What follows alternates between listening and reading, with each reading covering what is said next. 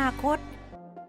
สวัสดีค่ะปัจจุบันพบปัญหาการกัดเซาะพื้นที่ชายฝั่งทะเลบางขุนเทียนและชายฝั่งทะเลแหลมสิงห์เพิ่มขึ้นทุกปีดังนั้นจึงต้องร่วมมือกันเพื่อปกป้องทรัพยากรธรรมชาติค่ะหน่วยงานที่เกี่ยวข้องได้นำเสาไฟฟ้าที่รื้อถอนจากการเปลี่ยนระบบสายไฟฟ้าอากาศเป็นสายไฟฟ้าใต้ดินมาปักเป็นแนวกำแพงป้องกันคลื่นเพื่อช่วยฟื้นฟูและป้องกันการกัดเซาะชายฝั่งทะเลบางขุนเทียนและชายฝั่งทะเลแหลมสิงห์ซึ่งเสาไฟฟ้ามีความแข็งแรงยืดหยุ่นสามารถรับแรงดัดได้มากถึง 4.5 ตันเมตรและมีอายุการใช้งานประมาณ 30 ปีช่วยเสริมการป้องกันจากแนวไม้ไผ่เดิมซึ่งย่อยสลายได้ง่ายและมีอายุการใช้งานประมาณ 2-3 ปีจึงช่วยลดผลกระทบที่จะเกิดกับประชาชนริมชายฝั่งและเป็นการอนุรักษ์ทรัพยากรธรรมชาติอย่างยั่งยืนค่ะสนับสนุนโดยการไฟฟ้านครหลวง